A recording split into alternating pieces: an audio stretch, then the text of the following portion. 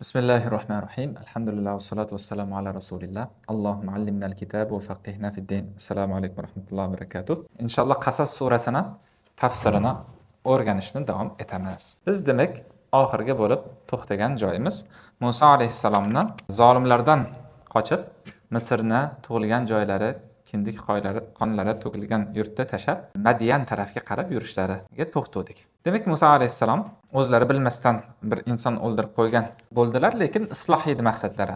Kishining maqsadi isloh bo'ladigan bo'lsa, biz shariatimizda beqasddan bo'ladigan bo'lsa, unga diya deydi, diya. Diya to'lanadi, lekin qasos olinmaydi. Bexosdan qasdsiz bo'lgan ishlarda. Lekin Musa alayhissalomni o'ldirmoqchi bo'lishdi. Chunki Musa alayhissalom ham u kishining qavmlari ham Isroilliklar tabiiyki Qibtiylar bilan teng huquqli emas. Shuning uchun Musa alayhissalomni o'ldirmoqchi bo'lishdi. Va Alloh berib bir kishi Musa alayhissalomga aytishdiki, Musa, bu yerdan chiqib ketmasang bo'lmaydi, adolat hukm bo'lmaydi. Sendan haligi o'ldirib qo'ygan kishi uchun bir o'lpon yoki diya talab qilishmoqchi emas, balki seni o'ldirishmoqchi ular. Qibtiylar hozir kelib seni o'ldirishmoqchi bo'lib turishdi deganda Musa alayhissalom nima dedilar? Darrov u yurtni tashlab Madian sori yurdilar. Madian qatsa, ya'ni Misr qarab tursak sharq tarafi. Hozirgi Saudiyaning tepasi, Shomning janubiy qismi, ana shu yurtlar Madian yurti. Alloh subhanahu va taolo ana shu voqeani qissa qilib, hikoya qilib bizga aytib beradi. Walamma tawajjaha tilqa Madiyana qala asa robbi an yahdiyani sawa'a as-sabil. Musa alayhissalom o'z yurtlarini tashlab Madian tarafga qarab yuzlanib yo'l oldilar. Va aytdilarki, nima dedilar? Shoyatki Alloh subhanahu va taolo meni to'g'ri yo'lga boshlasa, to'g'ri insonlarga yo'riqtirsa, shoyatki o'zi qo'limdan tutsa deb Allohga tinmay duo, tazarrur, nido qilib bordilar. Musa alayhissalom ko'ryapsizmi? Har bir zamonda, har bir makonda, har bir ish qilar ekanlar, Allohga tazarrur.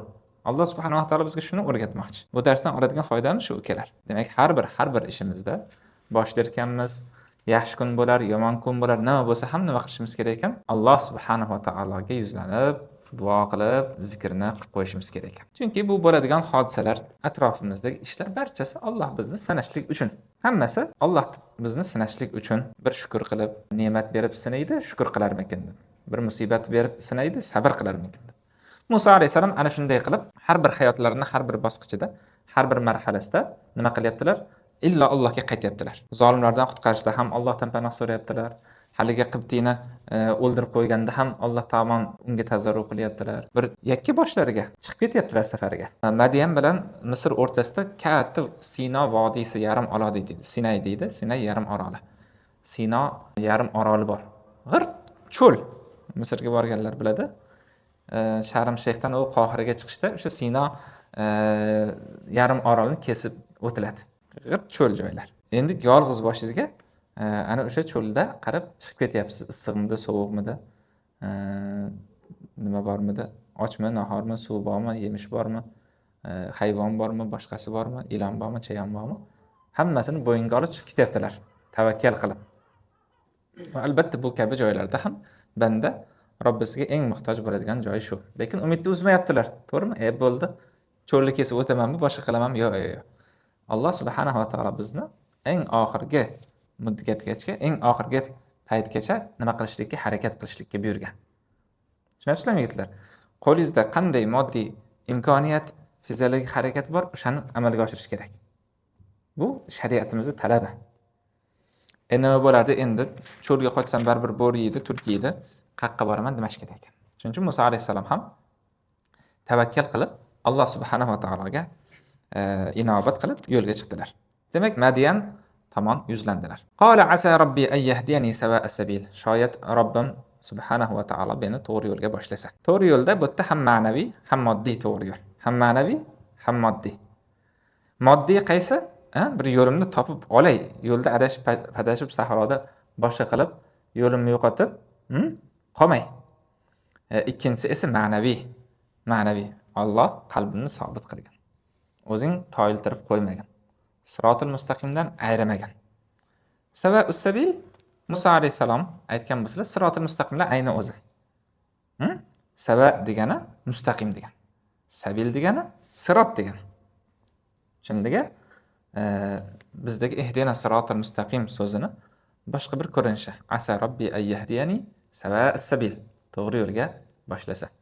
To'g'ri yo'lda bir qancha unsurlar bo'ladi to'g'ri yo'l bo'lishlik uchun. Ha? 5-kurslar biladi. Sirotul mustaqimda o'tganmiz.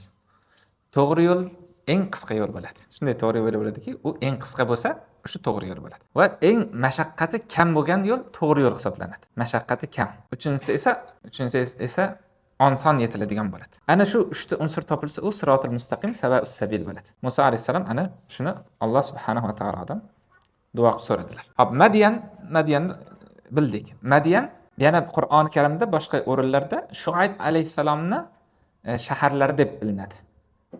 Va ila Madyana axahum Shuayba deydi.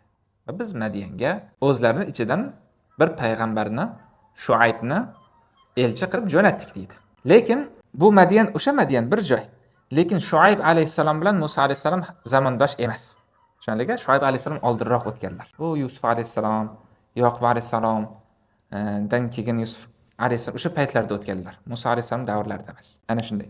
Walamma warada ma'a Madyana wajada alayhi ummatan minan nas yasquna wajada min dunihim ra'atayn tazudan. Musa alayhisalom demak Madyan taraf qarab shu yerga qarab yuraman dedilar va nihoyat bir Madyanni chekka bir qishlog'iga yetib keldilar. Endi oralarda nimalar bo'lgan, qanday qiyinchiliklar, boshqalar bo'lgan albatta. Faqat Alloh subhanahu va taolo Qur'onning odati, hikoyadagi uslubi shu. Bizga musulmonlarga ibratli bo'lgan lavhalarnigina olib beradi. Ya'ni biz Musa alayhisalom bilan ertaga kech yashamoqchi emasmiz. Faqat o'tda ibratli ummati Muhammadiyga ibrat bo'ladigan joylarini, qismlarini, lavhalarni olib beradi. Shuning uchun darrov Musa alayhisalom Madyanga keldilar va u yerda bo'lgan hikoyani aytishni boshlayapti bu oyatda. Lekin tabiiyki 1 oymi, 2 oymi, 3 oymi, 5 oymi Sino vodiysini, yarim orolni kesib o'tdilar. Endi Madyanning bir qudug'i oldiga keldilar. Madyan shahri bir qudug'i bor ekan. Qarasalar qudug'i oldida vajada alayhi ummatan minan nas yasqun. Bir to'da kishilar o'zlarini quduqdan nima qilyapti? Qo'ylarini, chorpa mollarini sug'orishyapti. Quduqdan suv oladi, bu yerdagi idishga quyadi, chorpa mollari ichadi. Lekin zich to'la to'dalashib navbat turishibdi. Ana shunday holatda ko'rsalar ikkita qizaloq o'zlarini qo'ylarini nima qilishyapti? Boshqa qo'ylarga aralashib ketishligidan zo'rg'a qutqarib, haydab, ushlab boshqa qilib turishibdi. Wajada min dunihim imra'atayn tazudan. Boshqa erkaklar qo'yini sug'oryapti, mollarini sug'oryapti, boshqa qilyapti. Lekin bu ikkitasi giryon bo'lib, chorpa mollari aralashib ketmasin, boshqasini zo'rg'a ushlab tutib turibdi. Musa alayhisalomning qalblari yumshab ketdi. Ikkita qiz ovora bo'lib, tuyamidi, qo'ymidi, sigirmidi, buqamidi, ularni bu holatni ko'rib Musa alayhisalom aytdilar: "Men xotibugima. Sizlar qiz bola bo'lsanglar, ayol kishi bo'lsanglar, ayol kishi hech cho'ponlik qilmaydi tabiatidan. Ayol kishi cho'ponlikka yaratilmagan. Lekin bular cho'pon va bo'lib ham nima chorpalar mollarni sug'ora olmayapti. Ularni to'dalash bilan boshqa chorva mollarga qo'shilib ketmasligidan oldini olish bilan ovora." Shunda Musa alayhisalom aytdilar: "Men xotibugima. Sizlar qiz bola bo'lsanglar, bunday holatda nima qilyapsizlar bu desa, qolata la nasqi hatta yustira ri'a. Ri'a ra'inni jama, cho'ponlar. To'yinki cho'ponlar hozir birinchi quduqdan chorpa mollarni sug'orib olishadi. Keyin ular ketgandan keyin bizga gal keladi. Ungacha biz nima qila olmaymiz? Chorpamizni sug'ora olmaymiz, shuning uchun aralashib ketmasligi uchun bularni to'dalab turibmiz" deydi. Qolata va abuna shayxun kabir. Va nima uchun endi qiz bola boshing bilan cho'ponlik qilyapsan desa, bizni aka-ukamiz yo'q. Bitta otamiz bor. U otamiz ham qarib qolgan bir kishilar qo'y cho'ponlik qila olmaydilar deb ana bo'lgan voqeani aytishdi. Keyin Musa alayhisalom nima? Xayrsevar kishi. Musa alayhisalom zaiflarga doim qo'lini cho'zadigan kishi. Qayerda muhtoj bo'lsa-ki, Musa alayhisalom u yerda bo'lgan kishi. O'zi shu rahmdilliklari, shu muhtojga qo'l cho'zishliklari bilan nima? Shaharlaridan, ona yurtlaridan quvib chiqqandilar. Lekin ba'zi insonlar shunday bo'ladi. Ularga mehr, shafqat loyiga qo'shib qorilgan bo'ladi. Ba'zilar xotamtoy bo'ladi, shu bitta noni qolsa ham berib yuboradi. Ba'zilar qiynalib tursa ham, boshqa qilsa ham, o'z qarziga botsa ham boshqaga yordam bergisi keladi. Musa alayhisalom ham ana shunday noyob toifa, fozil kishilardan edilar. Yana nima qildilar?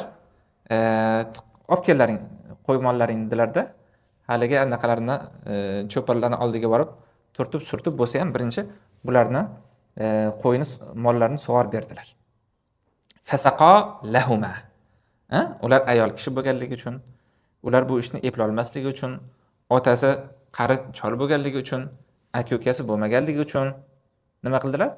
Ularni qo'ylarini, mollarini ular uchun sug'orib berdilar Musa alayhisalom. Ana shunday.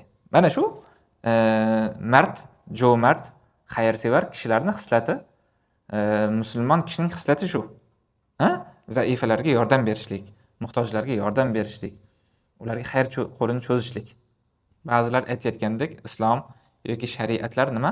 Ayolni qadridan tushiradi, uni mensimaydi, u ikkinchi darajali ko'radi degan gaplar hammasi bekor gap. Aynan o'shalarga ana shu oyat nima? Go'zal javob. Go'zal javob. Islom dini deydi, erkaklar dini deydi. Bugun feministlar chiqaryapti-da.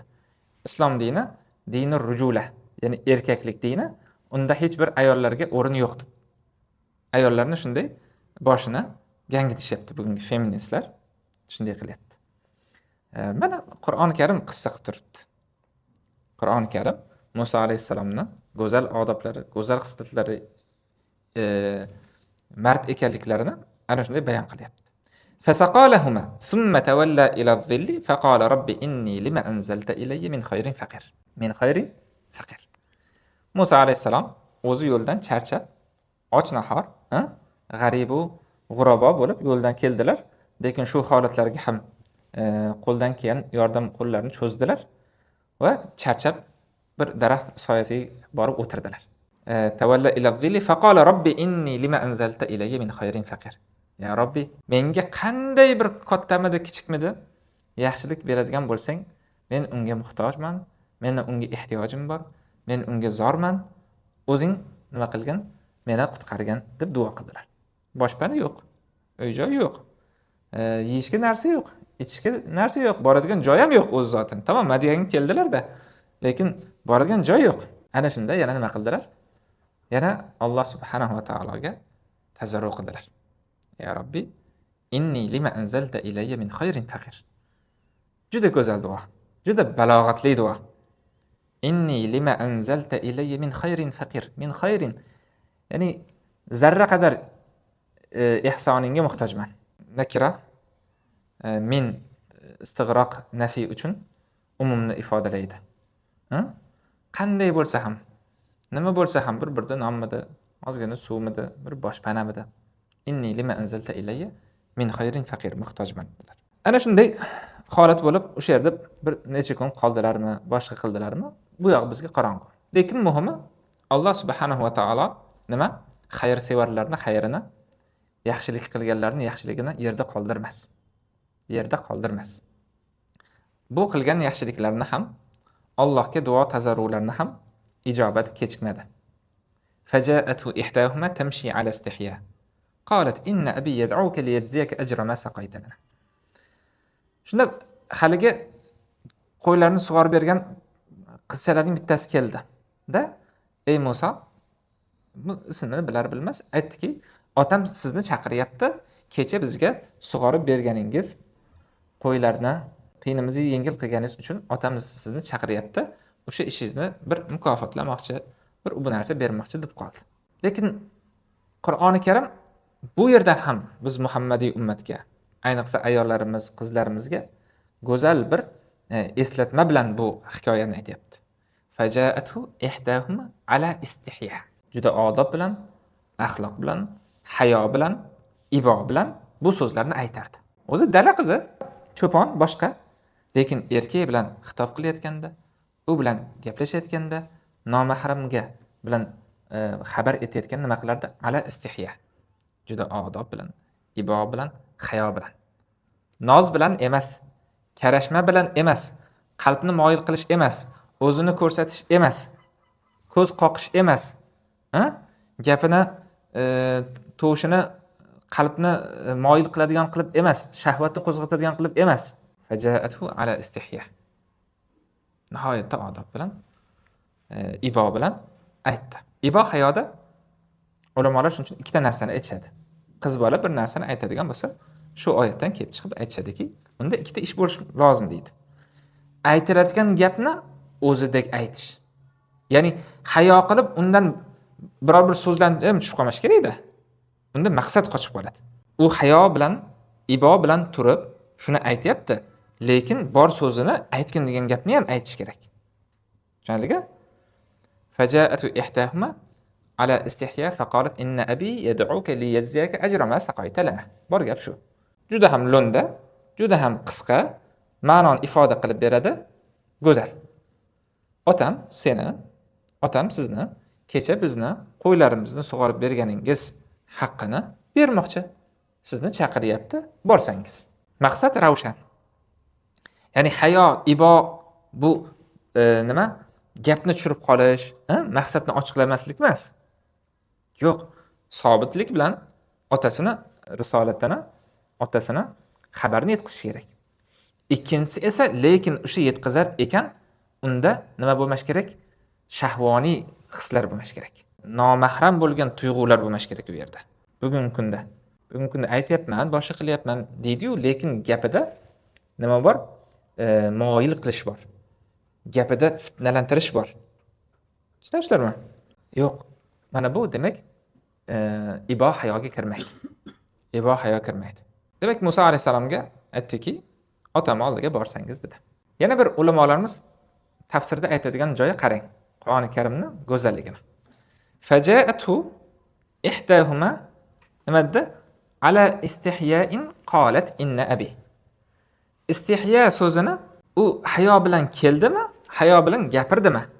Ikki tarafga ham tortsa bo'ladi. Faja'atu ihdahuma ala istihya deb to'xtasiz demak u hayo ibo bilan keldi. Qalat keyin aytadigan gapini aytdi. Tamommi? Lekin mana bunaqa desiz. Faja'atu ihdahuma ala istihya'in qalat.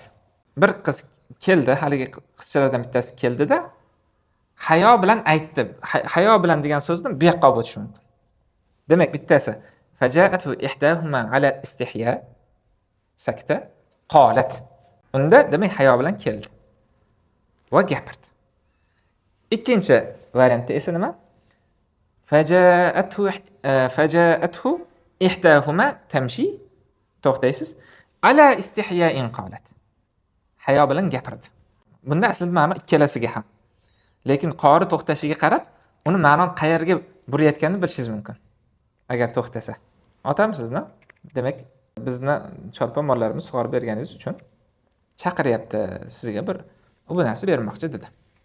Shunda Musa alayhisalom falamma ja'ahu wa qassa alayhi al-qasasa qala la takhaf najawta min al-qawmi az-zalimin. Musa alayhisalom, qani boraychi? Nima gap, nima so'z deb borsalar, u odam nima dedi? Musa alayhisalom nima qilib yuribsiz o'zi? Qattan siz boshqasi dedi. Musa alayhisalom bo'lgan voqeani aytib berdi. Va qassa alayhi al-qasas. Unga haligi solih kishiga Musa alayhisalom bo'lgan voqeani aytib berdi. Qasas suramizni oyat ham ana shu yerdan kelib chiqqan. Suramizning nomi ham Qasas-ku.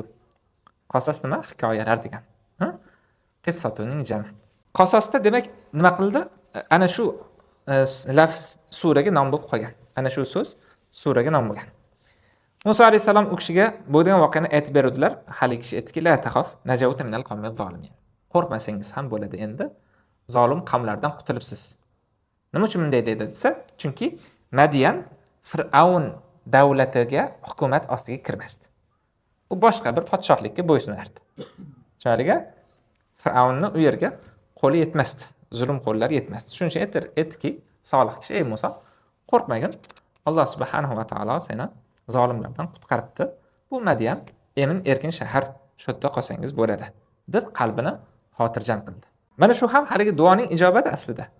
Qalb xotirjamligi eng katta ne'mat, qalb xotirjamlik. Va undan keyin ne'matlar eshiting. Qalat ihdahuma ya abati istajir inna khayra man istajarta al-qawiyyul amin. Haligi qizlarning bittasi nima qiling? Ey ota, bulardan bittasini bu kishini ishchi qilib yo'lab olsangiz bo'lmaydimi? Chunki bu kishi qaviy ekan va amin ekan. Qaviy jism, badan jihatdan kuchli. Chunki ular ko'rdi-da hali nima qo'yni qanaqa sug'orib bergan. Haligi cho'ponlarga bas kelib, chetga o'tlaring deb birinchi bularni qo'yni sug'orib berib, keyin ketdi. Demak, o'shandan bildiki, bular nima edi? Qaviy ekan. Ya'ni biz qiz bola boshimiz bilan bormaylik. Boshqa qilmaylik. Agar imkoningiz bo'lsa, shuni yollab olsangiz cho'pon qilib deb aytdi. Va ikkinchisi amin. Ha? Nima ekan? Omonatdor ekan, jo'mard ekan. Hop, mard ekan. Ya'ni ham jismi ham jism jihatdan ham fozil kishi, ham qalbi ham fozil. Birovlarning omonatiga xiyonat qilmaydi. Birovlarga yomon nazar bilan qaramaydi. Aminni mufassirlarimiz aytadiki, amin degan qoviyni haligi cho'ponlar chorpon mollarini sug'orib berishidan qoviy ekanligini bildi qizlar. Jismi va quvvat boshqa. Amin ekanligini qattan bildi desa, sug'orib berganiga bir narsa so'ramadi. Qiz bola boshiga masalan qo'yini sug'orib berdim. Mana shu qo'zchog'ingni berasan desa ham bo'lardi. Va aytishadiki, haligi chaqirib kelar ekan uyigacha, o'shanda Musa alayhisalom harom nazar qilmadi qizlarga deydi. Ko'rasizlarmi? Ya'ni fozil zot. Yo'lda yurib kelar ekan, bugun kun bilan til bilan aytganda gap otish deydimi? Harom nazar deydimi? Bir boshqa deydimi? Yo'q. Musa alayhisalom unday kishi emasdilar. Omonatdor, fozil kishi ekanligini qizlar deydi mufassirlarimiz ana shu yerdan bilgandi deydi. Hattoki Said Tantoviy aytadilarki, Musa alayhisalom qiz endi boshlab borish kerak-ku uyiga. Musa alayhisalom deydi, qizlarni oldiga o'tib oldi deydi. Ki ortidan oldiga o'tib olib, qaqqa edi o'ngamida, chapkamida aytib turasan deb Musa alayhisalom haligi uyga keldilar deydi. Tushundingizmi? Demak, ana bu xislatlar ulug' xislatlar, buyuk xislatlar yigitlar. Ham jismonan sog'lom, ham qalbi salim. Qiz ekan, boshqa ekan, yolg'iz-ku demadilar. Yo'q, harom nazar ham qilmadilar. Harom gap ham aytmadilar. Va buni mukofoti qanday bo'lishini inshaalloh keyingi suhbatimizda aytamiz. Haligi o'tgan suhbatimizda aytdikki, "Valamma balagha ashuddahu wastawa ataynahu hukman va ilma, kazalika najzil muhsinin" dedi. Shunday qilib biz muhsin, jo'mard, xayrsevar kishilarni mukofotlaymiz dedi. To'g'rimi? Shuning uchun jo'mard, afif, mard va iffatli bo'laveringlar yigitlar. Tushunyapsizlarmi? Ba'zi qizlar bugun aytadi yoki ba'zi yigitlar aytayapti, qizlar aytadi, hech kim bilmasdan uyimda o'tirsam, boshqa qilsam, kim meni erga uylanadi deydi. Yoki ba'zi bolalar men o'zim topishim kerak, o'zimga yoqadigani boshqani, shuning uchun o'zim topaman deydi. Ko'chada tili ham uzun, ko'zi ham harom nazarlar. To'g'rimi yigitlar? Unaqa qilmanglar. Unaqa qilmanglar. Qizlar ham unday qilmash kerak. Kim taqvo qiladigan bo'lsa, kim iffatini saqlaydigan bo'lsa yigitlar, Alloh subhanahu va taolo o'zi istagandan go'zalni beradi. Tushunasizlarmi? Iffatni saqlaylar. Yigitlar. Bu yerda yigitlar o'tirgan uchun, qizlar ayniqsa. Tushunasizlarmi? Men o'zim topishim kerak, boshqa qilishim kerak, o'zim sinab ko'rishim kerak, o'zim yurib ko'rishim kerak, boshqa degan gaplar bu bizga g'arbdan import bo'lgan tushunchalar. Harom aloqa yaxshilikka olib kelmaydi. Allohdan so'rang. Siz ming kuzatib g'arbda qissalar, romanlar, video, seriallarni ko'rsanglar, biz 1 yil, 2 yil yashab ko'rishimiz kerak deydi. Arabchasiga musokana deydi uni. 1 yil, 2 yil yashab ko'rarmishlar ular. Keyin yoqsa bir-biri bilan yashab ketarmish, yo'masam yashamasmish. Harom munosabat. Bizda mumkin emas. Uni fikrlarini bilishim kerak, fikr tusharmikin, tushurmikin. Umringda bila olmaysan. Umringda tushuna olmaysan inson tabiatini. Nabiy alayhisolatu vassalom unga qarab ko'rdingmi deganlar. Shu ozgina qarasa, ko'ngil issa bo'ldi. Chunki uni qalbini barib bila olmaysiz. To'g'rimi? U sizni oldingizda o'zidan bir narsa yasab oladi. Lekin qalbdan boshqasini bilmaysiz. Uyini barib bilmaysiz. O'shaning uchun atrofdan surishtiriladi, qaraladi, boshqa bo'lsa bo'ldi. Uning uchun demak nima? Buni yigiti bor, buni qizi bor. Oylab yillab gaplashilgan, boshqa qilingan, hech balo siram qolmagan, hech balo qolmagan. Keyin uylanisharmiz. Yo'q. Ko'ryapmiz bunaqalarni qanaqa bo'layotganini. Oxirida keyin, yo'q, biz bir-birimizga munosib emas ekanmiz deb sekin ayrilamiz deydi. Nima qoldiki? U qizni kim oladi? Bu bolani kim yashaydi endi? Tushunasizlarmi? Hayo, ibo, hamma narsa ko'tarilib ketib bo'lgan. Hamma qiladigan ish qilib bo'lib, endi bularga yoqmay qolamiz. Yoqmaydi tabii. Lekin shariati islom, yo'q, ko'rasan, nikoh bo'ladi. Yashaysan. chidaysan. Bular nafsni rozi qilamiz, boshqa qilamiz deb bizni shar'iy nikohdan bir ekvivalent qo'yishdi o'zligicha. Yashab ko'rish kerak, surishtirib uzoq muddat birga bo'lish kerak, keyin ko'rish kerak. Odam o'zi yoqtirmagan inson bilan yashamaydi-yu, boshqa-yu. Va bugungi kunda eng katta baxtsizlikni, oilaviy parokandalikni, jamiyatdagi parokandalikni mana shu fikr olib kelyapti. Mana shu g'arb tizimiga yaqinlashib borib, erkak ayol munosabatlari g'arbcha bo'lgandan beri O'zbekistonda ham, dunyoda ham oilalar parokanda. 100 ta oila qurilsa, 40 tasi hozir kunda rasmiy ajrashyapti. Rasman shu 40% ajrash. Ya'ni to'yga borasiz, yo'q bo'ladi, yo'q bo'lmaydi deganda u salkam 50 ga 50 degani bu. Oldin unday bo'lmagan yigitlar. Oldin qiz bola erdan ajrab borishligi uyat bo'lgan. Bugun nima deyapti? Psixologlar, blogerlar bir balo nima deyapti bugun? Yo'q deyapti, yashab, yoqmasa nima uchun yashashing kerak deyapti. Ota-onang bo'lsa ham qarshi chiqasan. Mahalla-ku senga hech narsa deyish haqqi yo'q. Sen o'zing hayoting bu, sen o'zing qaror berishing kerak deb o'rgatishyapti. Bu mutlaq xato. Tushuncha mutlaq xato munosabat oilaga nisbatan. Oila unday bo'lmaydi. Unday yurmaydi. Inshaalloh yana o'rni kelganda suhbat qilamiz. Subhanakalloh bihamdik. Nashhadu an la ilaha illa ant. Nastag'firuka va natubu ilayk. Assalomu alaykum va rahmatullohi va barakatuh. Allohumma laka sumna bika amanna. Ala rizqika aftarna. Faghfir lana ma qaddamna va ma akharna. Allohum ushbu ro'zani, Ramazon ro'zasini sening uchun tutdik, senga iymon keltirdik. Berayotgan rizqlaring ila iftorliklar qilamiz. Ya Robbil alamin. Biz bu ro'zalarni bizdan qabul ayla. O'zing boshimizga shafoatchi bo'ladigan, Rayyon jannatlariga qo'limizdan tutib olib kiradigan, o'zing ro'zani farz qilar ekansan, undan maqsad qilganing, maqsadlarni amalga oshgan bir ro'zalar bo'lishligini, solihlar, sodiqlar, nabiylar ro'zalari kabi bo'lishligini o'zing qabul ayla. O'zing muvaffaq qilgin ya Robbiy.